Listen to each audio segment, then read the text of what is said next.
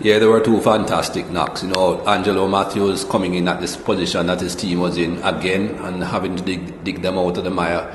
His knock, though, went beyond what we have seen in the series so far. We have seen him bat well in the series so far, but this went beyond that. This was a fantastic knock. He started off quite slowly, as you would expect, because his team was in such a bad position. But as the innings grew, he expanded, and you could see the array of shots that he does have. I didn't know he had some of those shots that we saw him play today, because it wasn't just power hitting. Some of them were some graceful cricket shots. The one that he hit over extra cover that went for 6 was a fantastic shot, a magnificent shot that you'd expect any top-line batsman to play. Virat Kohli's knock again was fantastic, but we have pretty much grown accustomed to seeing that from Virat Kohli. We know how good a player he is. This is his 21st century in one-day international cricket, and in about 138 innings or something like that, that is just fantastic. Everybody else that has made 21 centuries have taken over 200 innings to make those 21 centuries. So he's just showing again how good he is. He has batted very well throughout this entire series. Didn't do that well in England, but he's certainly making up for it now and showing everyone that he is a very good player. Well, I wouldn't be able to say that I've watched him bat and chase down runs too often. I wouldn't see Virat a lot. I've heard people talk about it. I have heard that his average batting second is a lot higher than when he's batting first. So he obviously has that knack of knowing what the target is and pacing his innings appropriately. But that's just because he's a sensible guy. Every time I've listened to him speak, he speaks very sensibly. He takes the game seriously. He thinks a lot about the game. He says the right things, not just what people would expect to hear, but what you would think somebody who really knows the game to say. I don't think this series will affect the Sri Lanka World Cup, and I don't think India should take this series too seriously either looking at the World Cup. The World Cup is going to be played under completely different circumstances, completely different conditions. India need to concentrate now on when they go to Australia to play in that test series and the one-day series. Those are the conditions under which the World Cup will be played.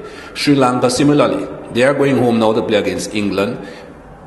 Conditions that will not be anywhere near to World Cup conditions, but at the same time they need to try and win a few games to build their spirits and to build the mindset going to Australia. But the results per se can't be taken on face value. The effect of the results, yes, because that will build team spirit, it will build confidence, that sort of a thing. But the real test is when you're playing under the conditions under which the World Cup will be played. He earned a few of those wickets. I wouldn't say they were all gifted. I think from Stuart Binney went out there, we were in the commentary box and all of us were saying at some stage he's going to throw his wicket away, at some stage he's going to do something a little bit out of hand, because he was just looking, as I said, on commentary like a cat on a hot tin roof. He just was unsettled and he just ran past one. I don't think you could say Mendes outfoxed him. I think he outfoxed himself. But Mendes bowled reasonably well. He bowled a few good deliveries, got some wickets, but he has proven to be expensive on too many occasions. The wickets helped him to a degree, but you still don't want to be that expensive. Yeah, when Malinga and Herat get back into the Sri Lanka team, they'll certainly be a lot better off. As I said, the bowling is a problem. Those two guys should certainly bolster the bowling quite a bit.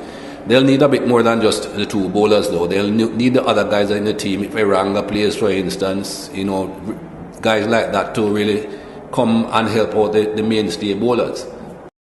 Yes, again, the Indian spinners under Australian conditions, I'm not too sure how well they'll go. They certainly will need a bit more than spin in Australia. The ball is not going to turn a great deal. They'll need a bit of variety.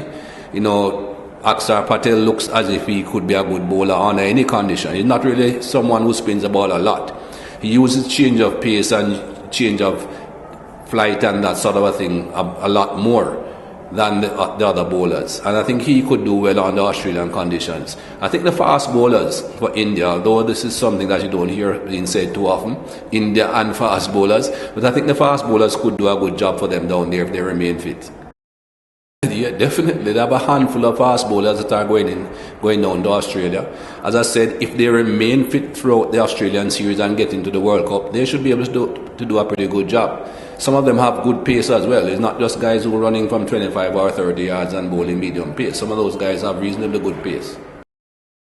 Not at all. I don't see that affecting the World Cup at all. If you remember the series in England when they lost the Test series badly, they came back and won the one-day series. I don't think India worry too much about white clothing cricket, although they should. because as far as I'm concerned, that's the best form of the game. But they just get switched on when they put on coloured clothing. So whatever happens in white clothing doesn't affect them when they put on their coloured clothing. Yes, the World Cup is going to be a difficult competition. You know, any team can win a World Cup if you have a reasonably good team. You know, we have seen some one-day games where some very mediocre teams have beaten some outstanding teams. So it's all a matter of how well you play on the day. But if you have the better team, you usually can get deep into the World Cup. And there are quite a few good teams around, I think, that can get deep into the World Cup. I wouldn't want to nominate finalists or even semi-finalists, because there are quite a few good teams around that on their day can be good competitors. I wouldn't even rule out the West Indies. They have some powerful hitters in that team. They have some good all-rounders. They have some guys who can bowl quite economically. So, you know, there are quite a few good teams around. There are a lot of them. Australia, South Africa, India, Sri Lanka, West Indies, Pakistan. You can't rule out any of those teams. New Zealand?